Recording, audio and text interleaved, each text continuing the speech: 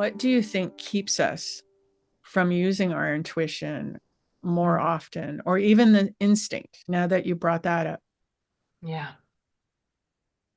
The shortcut answer, because there's a lot of different reasons, I think at a lot of different levels, is we're profoundly afraid that we're enough just as we are.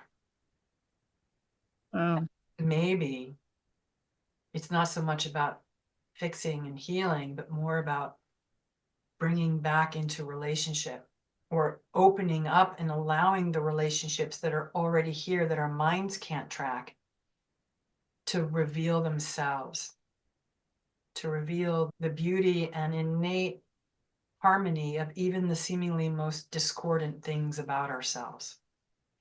And I really feel, speaking astrologically, Pluto in the first decan of Aquarius is reducing timelines to singularity. It's breaking down the compartmentalization, the rigidness of past, present, and future of multiple dimensions in a very slow, methodical way as only Pluto can do.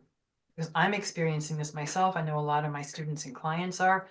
It's almost like the animals at the zoo that were all in their different cages, all the cages have been opened and they're now all wandering around the zoo and meeting each other. Like, oh my God, the monkey is meeting the lion and the giraffe is meeting the aardvark, and there's predator and prey.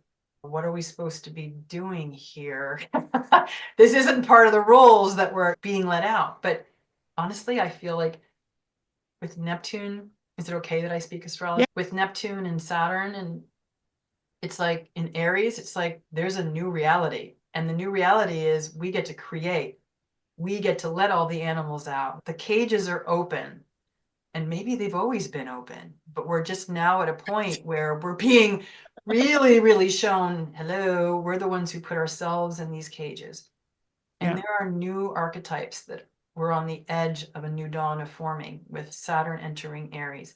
And I love that the dwarf planet Ceres is leading the charge. She just met with Saturn and she's entering Aries today. She is the big mama. She's all about natural rhythm and natural cycles. Demeter Thesmophoros. Demeter is her Greek name, the lawgiver. She is reinstituting natural law, the natural law of rhythms and timing.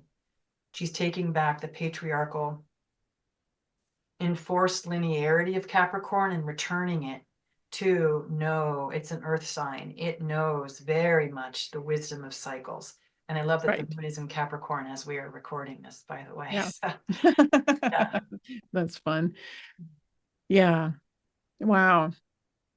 I don't even have words for that. I love the image and the feel of all that shifting. And I love even the idea of we're all coming out of our cages and maybe they were never locked to begin with. And typically that happens when something's been in a cage for a while and the doors open. It takes a while. Absolutely. That's such a great description right there. That's very clear. We're starting to come out of our cages, and there's that feeling of fear and unknown, and at the same time, the excitement of potential. Yeah. Yeah. And everything's happening at once. Yeah. And I think that's part of what I've been experiencing myself is understanding and feeling the challenge, feeling the shifts happening on the planet. But at the same time, I'm feeling this incredible amount of hope and excitement and gratitude and this potential of what might be. And at the same time, there's this horrific stuff happening. Mm-hmm. Mm-hmm. Holding all that at the same time. Yes. What you're saying, Lara, is so, so important. It's where in us can we hold all of that at the same time? What Right. is the center of us that is capable of holding the monkey and the lion and the this and the that and the things that seemingly have no relationship but that are coming? The more we work with that within our own psyche, the more we are profoundly impacting the collective. Remember, the Aries point that Neptune and Saturn Yeah. and Ceres are on is the point where the individual Aries is really influencing the collective. So more than ever, working within our own backyards, working within our own psyches, working within how do we integrate the gorilla and the snake and the whatever, and where and from where in us are we choosing to do that? Slowing down shows lets wisdom come forward more clearly. Our love, our compassion, our empathy, our tenderness. Tenderness is a big component, and humility. The humility to not know how it's supposed to go. That the more we can feel into it, which are instincts and our intuition, like the rooting of our instincts, which is also, I associate it with our emotional intelligence, helps to guide us, helps keep us grounded in a somatic truth. And that way we are linked in with the earth and her evolution, and we are co-evolving with all the animals, with the intelligence that's already here. We don't have to reinvent the wheel. We walk alongside nature and how she's evolving, and we learn with humility from her, and we observe the other animals just like our ancestors did. And we're guaranteed a measure of success no matter what happens. Right. Yeah. I'm curious because you brought up emotions and instinct. Do you see them related? I do, because emotions without the grounding of instinct are subject to whims and they're unrooted. Emotions, I would say, they're not uniquely human because animals have emotions, but animals have more control isn't the right word, but they're more embodied, for lack of a better word, with their emotions. They don't have stories. They don't have additional meaning making that can convolute the emotions. Their emotions are just pure and they're in the moment. And again, when we can root into that place with these beings and these intelligences that don't hold these belief systems that can keep them in a cage or make too much meaning about something that keeps us locked in a particular framework, the more our intelligence of what our emotions are leading us to can be accessed. We don't take our emotional reality personally so much.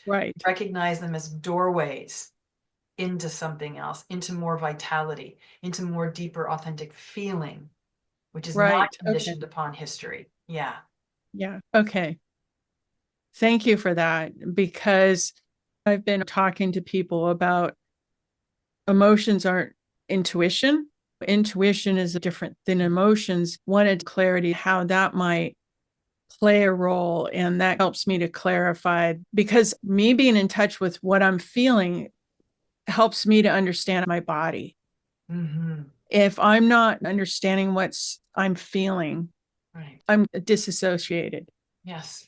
And the emotion part is really important. And it's that sense of the weather, what's going on. I agree with you when you were talking about it. Animals have a certain clarity of emotions. It's not muddled with stories or muddled with whatever we muddle it with, because we feel emotion that's not based in what's happening in the present moment. Absolutely. That's all emotions are. They're the past superimposed on the present. Right. Very good. Yeah. And so it helps me to be aware of that barometer of, that weather and temperature of what's happening with me and with my body. I see intuitions more almost like that inner compass guidance. And I like the instinctual aspect of it, kind of grounds it. And that's why I feel, and I don't just feel this because I'm making this up, but this tapping into the indigenous soul, you could say, is coming back into what indigenous people know intrinsically. And that is that animals and plants and minerals as our kin is not some fanciful, romantic thing. It's a reality. It's based in truth. And horses have, in many indigenous cultures, they recognize horse is a particular gift from Creator. Horse consciousness has agreed to walk with humans as our teachers, as our guides, to bring us back into the fold of our full complement of our intelligences. And I feel that acutely with horses. Horses are beautiful, powerful mirrors with no agenda to get us anywhere, but they mirror us back into more of our indigenous wholeness. And Yeah. their nervous systems are way more advanced. They have 50 million years of a strong, self-regulated nervous system that can hold a human's nervous system in a way that lets us drop into, and their heart field is like 5 times that of a human's, which is why we feel so grounded. And they're literally drawing up the energy of the earth and beaming it through their heart. That's what they do. That's what they are. That's why they're so grounded, and yet they're also connected to the heavens. They're connected to the other worlds. They are beautiful mirrors for us. Always have been, and at this time in human history, I really feel like that's what's coming back online if we're open to it. And it's not just horses, but what I love about them is that, you know, when I walk in nature, I can appreciate the trees, I can appreciate the water, I can appreciate the sky and the clouds, and it can still be easy for me to dissociate without any accountability. With a horse that's not looking to hurt me, but they're a very big, beautiful, strong, powerful, gorgeous being that's mirroring all that back to me. I have to be present. They demand that I'm present. And that's what we need. We need to be held accountable to whether I'm present or not. And it's in that presence that the healing begins to, or the reassembly, or the reorganization, or the uncontorting into our natural shape-shifting ability to be whoever and whatever we are being asked to be in the moment, can be more fluid. We can move through our life with more fluidity. We can become mirrors for other people in the way horses mirror us. Yeah. Yeah. That word about being held accountable. There's something about that. What is it? It's almost like a developmental thing for us. There's an element of helping to bridge that grounding, and there's other places you can find that. But I understand how horses have this energetic request. Yes. Yes. And they do that without agenda. It's hard. It's not impossible, but it's difficult to find humans without some measure of agenda, unless they've been working very hard. And that's what I've been doing. Not that I don't have any agenda, but what's first? What's holding? Where am I committed to be when I'm sitting with somebody? That's before my agenda. And horses are bringing me, I feel like that's what they're teaching me, is where I can be even more present to the places in me where I'm still holding an agenda for myself. I'm still needing to feel like I'm not okay, or I'm victimizing myself, rather than where can I turn suffering as a victim into recognizing the accountability of authentic struggle, the authentic struggle to be a human, which is to go against the conditioning. That's a really good way of engaging my life force. How am I engaging my life force? Am I dissociating, or am I here? Am I present? Risking being afraid, risking not knowing, risking being humiliated, risking, being vulnerable. That's all part of the complement of being human. And I find, paradoxically, horses can teach us how to be more human. To be more fully human. Yeah. Yes, that right there, what you're teasing out as far as the risk and the accountability and being able to go in that place.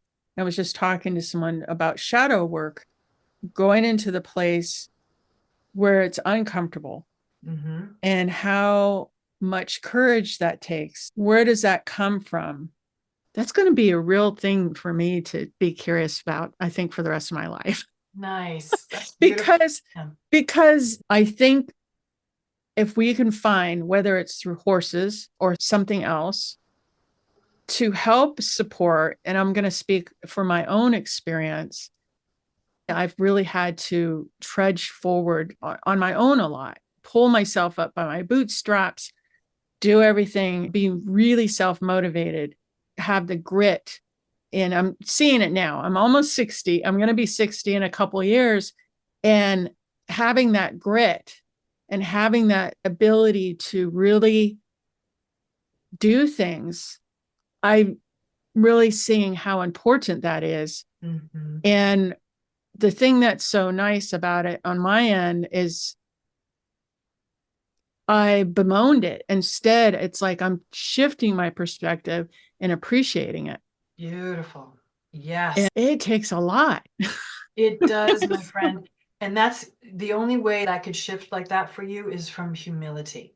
Yeah. Humility is the doorway Yeah. into reconnecting the mystical and the mundane. Yes. It's so true. It's so absolutely true. Part of New Earth practitioners is creating a level of potency, not potency in a sense of ego, but effectiveness. But when you get to a certain point of some of the work that you do, I'm saying you in a bigger, broader sense of helping people, there comes a point where that ego walks in the door. Uh-huh.